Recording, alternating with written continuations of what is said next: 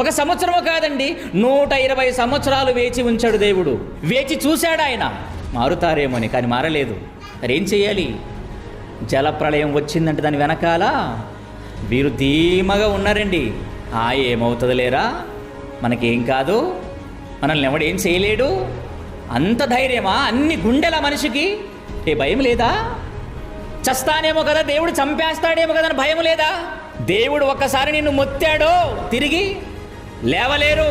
చూస్తాడాయన, చెప్పిస్తాడాయన, నువ్వు మాట వింటేనా సరి, లేదంటే ఆయన ఎవరిని ఎక్కడ ఉంచాలో, ఎవరిని ఎక్కడ మట్టు పెట్టాలో, ఎవరిని ఎక్కడ మంచాన్న పట్టించాలో, ఎలా నీకు బోధ చెయ్యాలో కూడా దేవునికి తెలుసు. ఏమనుకుంటున్నారు దేవుడంటే అడుగు తినేవాడు కాదండి. అధికారముతో గద్దించేవాడు, అధికారముతో ఆయన శిక్షించేవాడు, సర్వాధికారం కలిగిన వాడు ఆయన. ఎవరికి భయపడడు దేవుడు. ఇక్కడ చూస్తుంటేనండి, జలప్రళయము వచ్చి వారిని అందరిని కొట్టుకొని పోయేంత వరకు ఎరుగకపోయిరాయి. దేనిని ఎరగలేదు? సృష్టికర్తను ఎరుగలేదు. తినే తిండిని గుర్తించారు, తాగే పానీయాన్ని గుర్తించారు, కట్టే బట్టను గుర్తించారు, కన్న తల్లిని గుర్తించారు, కన్న బిడ్డను గుర్తించారు. జన్మనిచ్చిన కన్న తండ్రి అయిన దేవుణ్ణి గుర్తించలేకపోయారు, ఎరుగకపోయిరి.